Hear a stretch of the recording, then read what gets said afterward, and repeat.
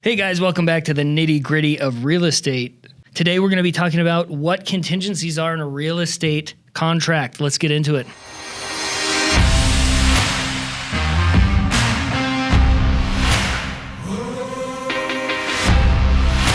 We are back here with the Nitty Gritty Real Estate Podcast. We're talking about contingencies in a contract.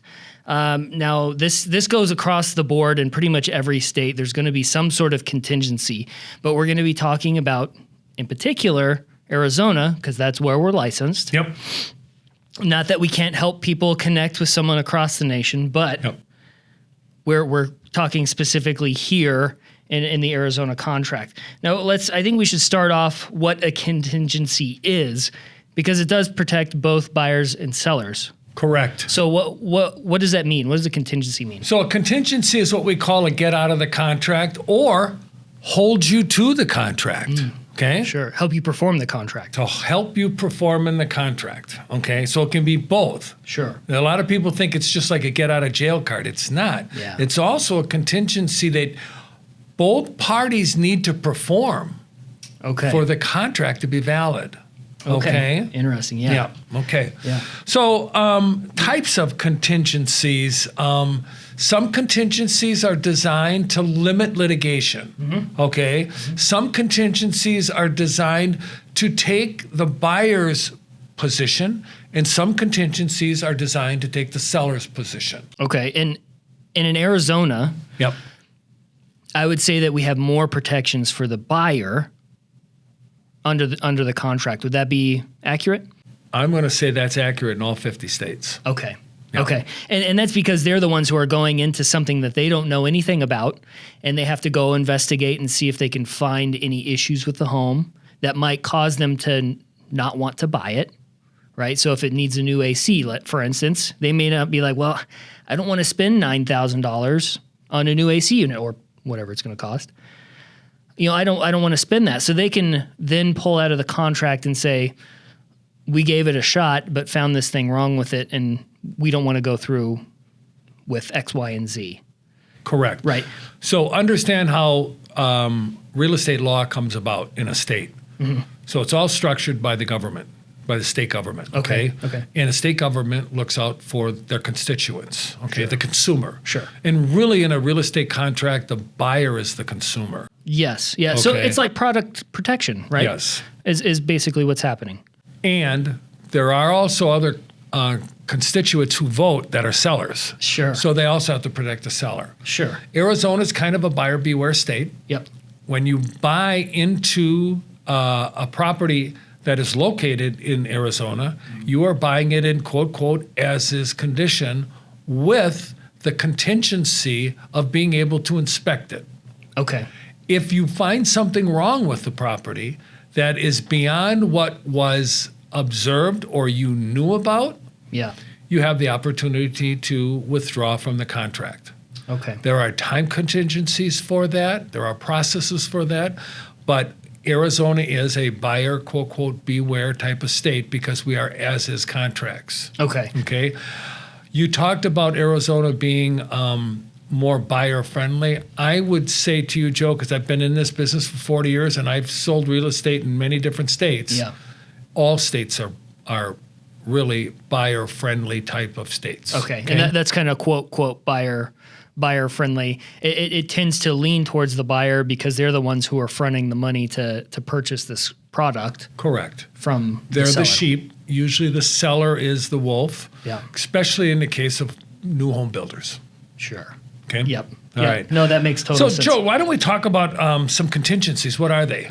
Yeah. You work with buyers occasionally, although you are a marketing director and you do a fantastic job of it. Thank you very much. Well, thank you.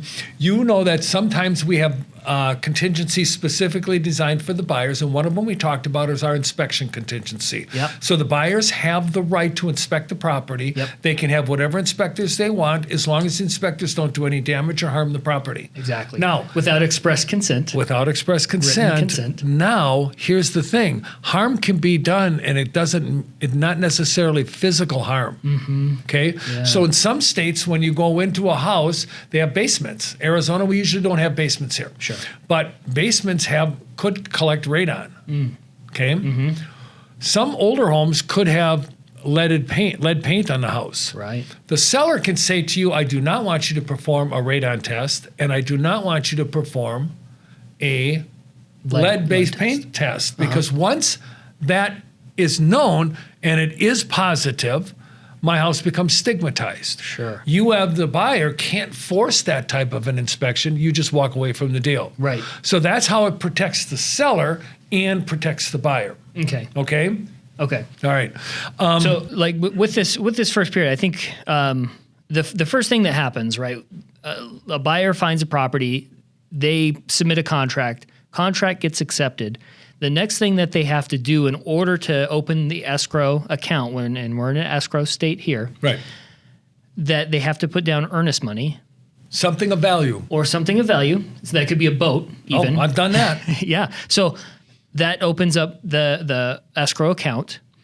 And basically what will happen, the buyer will get that returned if they fall into these contingencies that are spelled out within the contract. Correct. So the first one being the inspection period, and we have a 10-day just boilerplate. It's a default. Yeah, a 10-day period, and that's negotiable.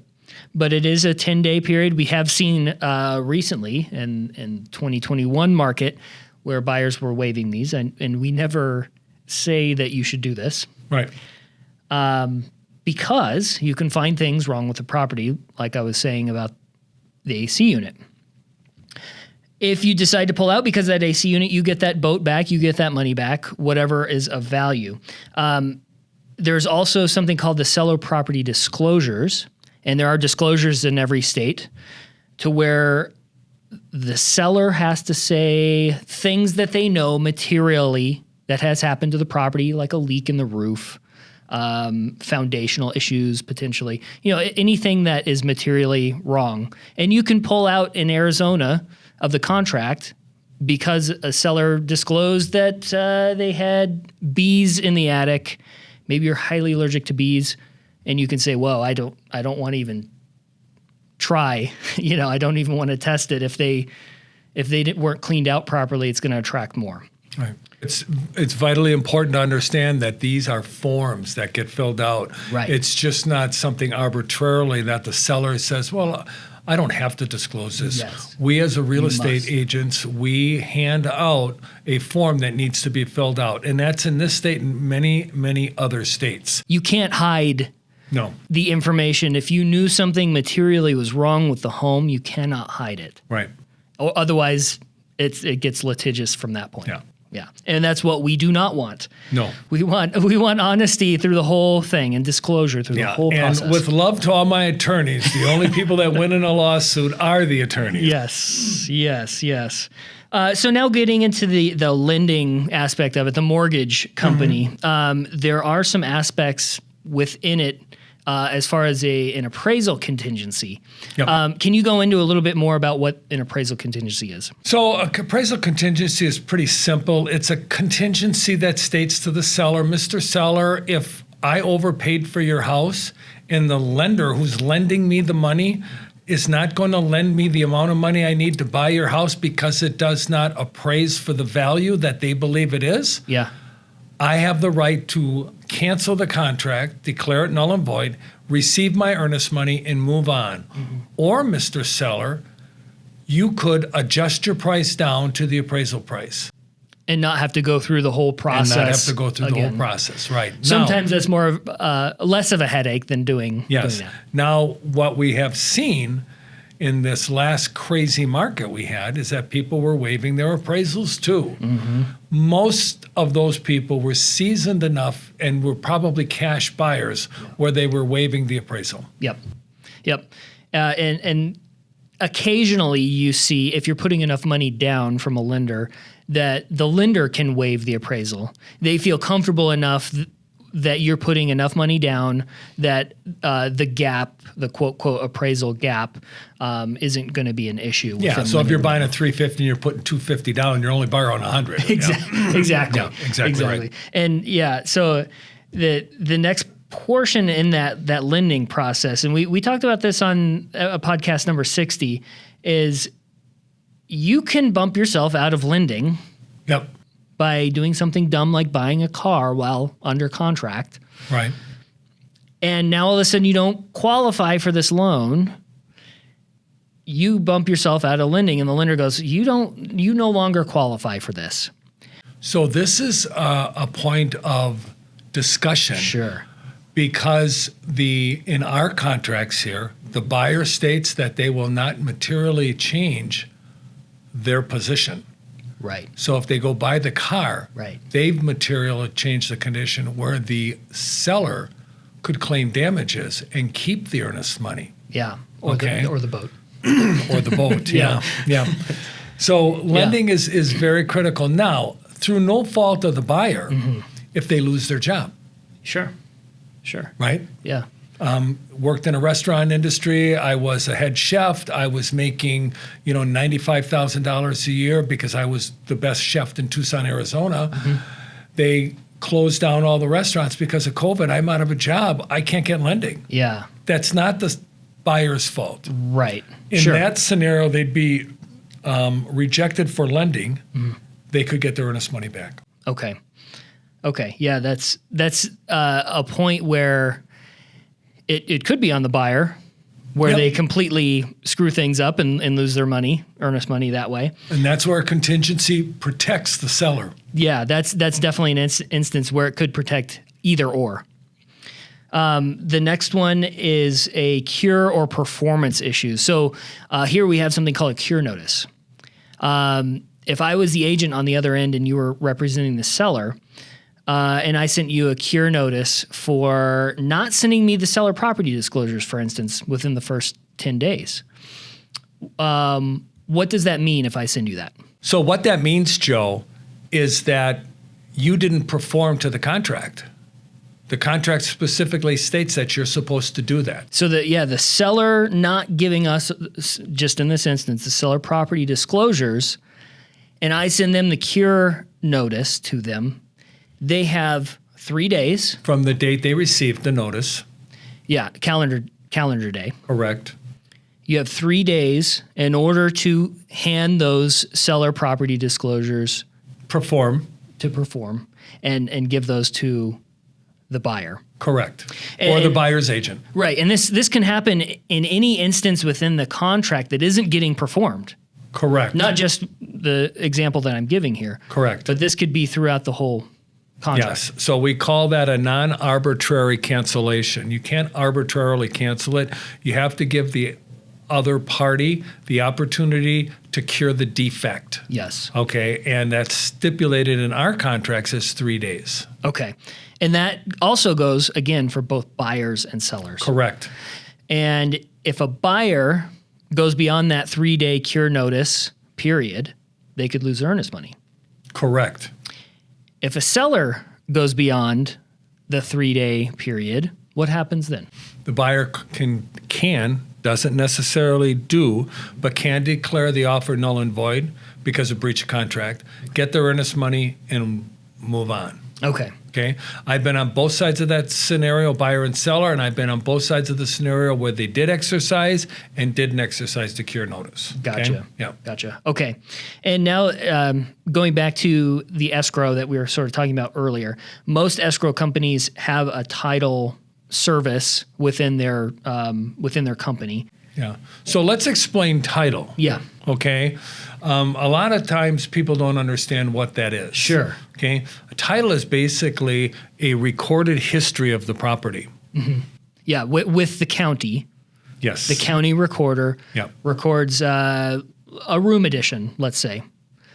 That gets recorded if it was done legally. Correct. It gets recorded onto the county, and then there is a written record that can be discovered during your inspection process even. Hey everyone, we want to interrupt this episode to let you know that we are a Keller Williams Southern Arizona franchise. Also, we are licensed realtors practicing equal housing. Now, let's get you back to the podcast. Exactly. And in some cases, you'll find an abstract. Yes. which is a written document from like the 1800s. I've had a couple abstracts in a different state where they didn't have electronic title insurance back then, so they hand wrote everything down. And then later on, we came into the computer age, and everything became, recorded on a computer. You'd have to go to the microfiche and go through. Sometimes they didn't record everything that was in the abstract because they couldn't find it. Then somebody opens up a cedar chest, and there's the abstract. Yeah. Okay? Yeah. I have had where we're a day before closing, somebody discovers an abstract, and which is illegal and binding, that they cannot sell the property without first asking everybody in the family. Wow. So that's an encumbrance on the title. Yes. That was very interesting. We ended up going to court, and the judge ruled that the abstract had to be exercised. Wow. Yep. Interesting. Yep. Yeah, see, these are fun issues. And I think a lot of agents, especially agents who've been in it a long time, have come across something like that where title, it may not have popped up right away. But that also gives the buyer the opportunity, once that comes up, the buyer can go, wow, I don't want to deal with that, because how long is that going to take? It's not a clear title. Right. Yeah, it has an encumbrance on it. And the obligation of the seller is to transfer title free and clear. Clear all encumbrances. Yeah. Yeah. Okay. That's interesting. Yeah. There was another instance too, when a local hospital here, one of the encumbrances was that they weren't allowed to build a second story until a certain amount of time had passed. So the property was sold, the hospital was built. It was only built to a single story because they didn't want to block the mountain views here. Yeah. So after that expired, that's when the hospital could then build their second story and expand a little bit more. Interesting. So yeah, kind of an interesting thing. I'll give you one from the state of Wisconsin, where I used to be licensed. In Kohler, Wisconsin, every property in Kohler, Wisconsin has a first right of refusal by the Kohler Company. Really? In other words, the Kohler Company has the right to buy any house. Is that still in effect Still today? in effect. Wow. It is an attachment to all the deeds. Wow. Yeah. Yeah. Now, we're not going to go into the reason why that was. Sure. Okay. But there are things like that are out there. They're called first right of refusals.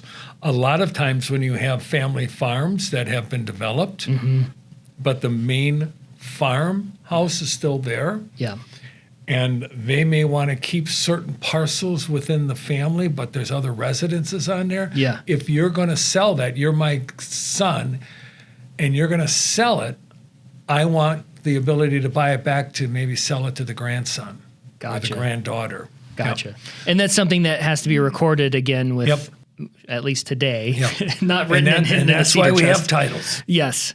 Yeah. So interesting episode, guys. If you have any questions on this, please feel free to reach out to us.